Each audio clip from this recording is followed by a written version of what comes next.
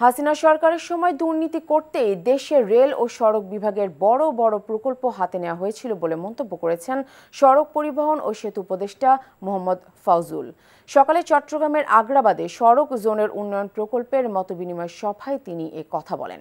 উপদেষ্টা বলেন, সাবেক রাষ্ট্রপতি আব্দুল হামিদের নির্দেশে হাওড় অঞ্চলে 10,000 কোটি টাকার সড়ক নির্মাণ করেছে। এই সড়কে এখন টেম্পো চলাচল করে। ভবিষ্যতে সম্ভাব্যতা যাচাই না করে পরিকল্পনা ছাড়াই কোনো সড়ক নির্মাণ করা হবে না বলে জানান তিনি। এছাড়া রেল প্রকল্পে ভয়াবহ দুর্নীতি হয়েছে উল্লেখ করে তিনি বলেন, দুর্নীতির লাগাম টানতে হবে।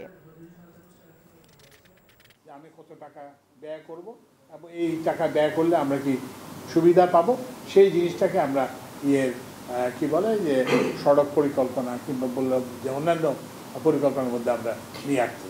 আমাদের রাষ্ট্রপতি আব্দুল হামিদ ওখানে একটা 10,000 কোটি টাকা দিয়ে হাওড়ের মধ্যে একটা রাস্তা করছে।